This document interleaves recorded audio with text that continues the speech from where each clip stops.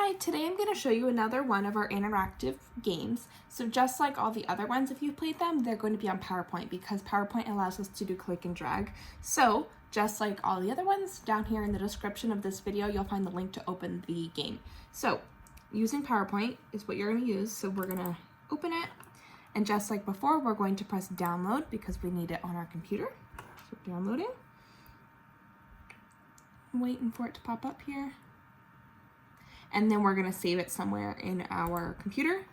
So I'm going to go ahead and find where I want it to save. And save. And then it's going to come here. It says opening incomplete. And here we come to PowerPoint.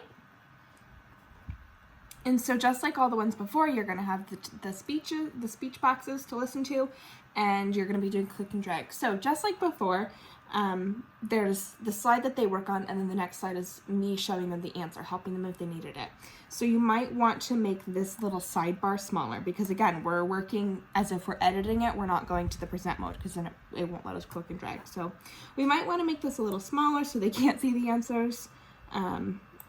Or not, it's up to you, but that's just a thought. So here, we're going to come to the first slide. Again, we're clicking on the speech box and we're pressing the little play button. And then I'll tell you, like this one is just telling what we're doing, and then the next one we'll talk about the problem. So when we're done, we're gonna click on the next one. And everyone is gonna be set up as a word problem, look exactly the same. So it says there are 4 frogs in the pond, 2 more frogs jump in. How many frogs are there all together? And your kiddo can work on reading this. I'm highlighting the numbers in yellow for them to be helpful, and then if they need help with the word problem, hearing it, reading it, if they click on it, I will read it with them.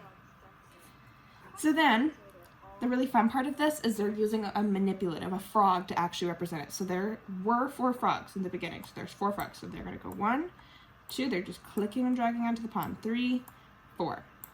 Always going to get your frogs from here, and then you're going to drag them onto the pond. Now 2 more joined in. They jumped in, so we're gonna go 1, 2. I like to kind of make them separate because we have 4 and then 2 kiddos. So that way I know, okay, I have my 4 and then I have 2 more, because it's really easy to forget one. If you put them together, you might only put 5 total, and that wouldn't be right.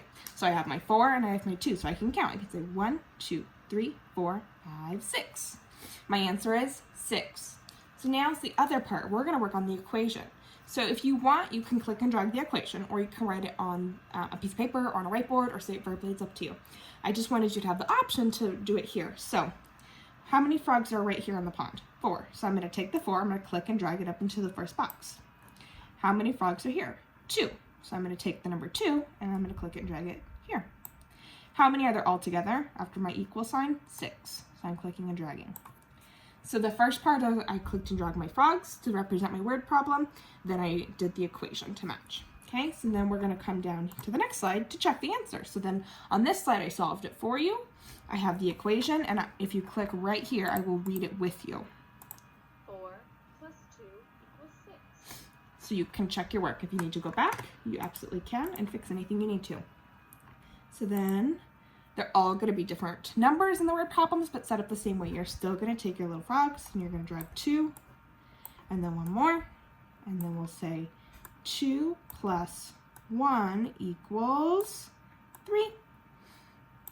And if you needed help reading the word problem, you would click here, and then we check our work here, and I will read the word problem with you here. Now again, if you make a mistake, maybe you accidentally added too many frogs, or you dropped the wrong number, and you don't want to mess with putting it back, we can always just touch this back button right up here, right by the save button. There it is, sorry. Right here, the kiddos, the back button, it says undo. That'll just undo what you did. So if you accidentally dragged 3 frogs and you only wanted 2, all we have to do is touch that button 1 time and it goes away. Same thing if you accidentally make a number too big, whoop, we just undo. So any mistakes we make, we can just use that button really quickly. Sorry, my phone keeps going down. We can use that undo button really quickly. So there's lots of different word problems on here. Let's see, there's 41 slides. So lots of opportunity to practice. And then let's say you finish. Just like the other ones, I'm gonna recommend not saving it so that when you come back to do it again for practice, it's gonna be fresh. Because if you save it, it's gonna save you already solved it.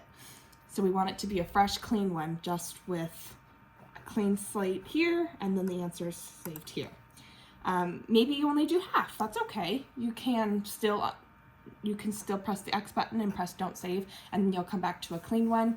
You can do the ones again you already did, or you can just jump back to where you were. So it's up to you, but I would definitely recommend when you're all done to touch this X button up here.